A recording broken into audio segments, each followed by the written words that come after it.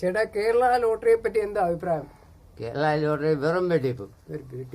Price ജനങ്ങളുടെ കാശ് പിഴിഞ്ഞു മേടിക്കുക. പ്രൈസ് വളരെ കുറവാണല്ലോ. പ്രൈസ് ഇല്ലല്ലോ.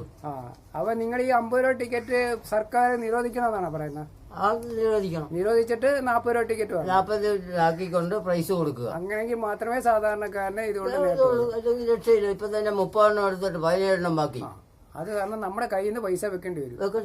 അപ്പൊ ബഹുമാനപ്പെട്ട സർക്കാരിനോട് പറയാനുള്ള ഇവർ പറയുന്നത് ടിക്കറ്റ് എടുത്താൽ കച്ചവടം നടക്കുന്നില്ല, ബാക്കിയുള്ള ടിക്കറ്റ് കയ്യിലിരിക്കുവാണ്, അതുകൊണ്ട് നേട്ടമില്ല, നമ്മുടെ അരിപ്രശ്നം നടക്കുന്നില്ല എന്നാണ് പറയുന്നത്. അത് കാരണം ടിക്കറ്റിന്റെ വില കുറച്ച് 40 രൂപ ആക്കണം എന്നാണ് ടിക്കറ്റ് വിൽപ്പനക്കാരുടെ അഭിപ്രായം.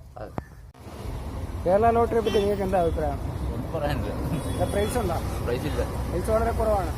ഇതുകൊണ്ട് നേട്ടമാണ്.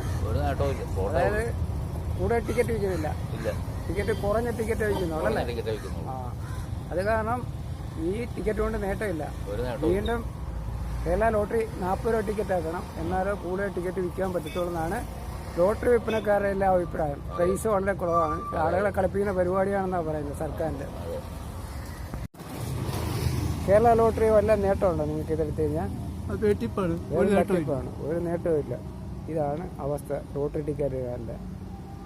ഒരു പ്രയോജനമില്ലാത്ത കേസ് കേട്ടാൽ ലോട്ടറി വിൽക്കുന്നോ ഇല്ല, ലോട്ടറി എല്ലാവരും വേണ്ട കൊടുക്കാടാ.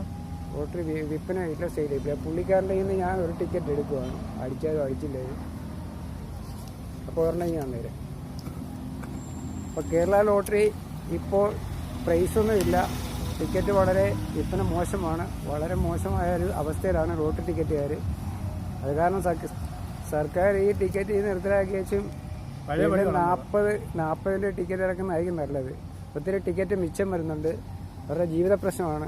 അത് കാരണം അവരോടൊത്ത് സഹകരിക്കണം.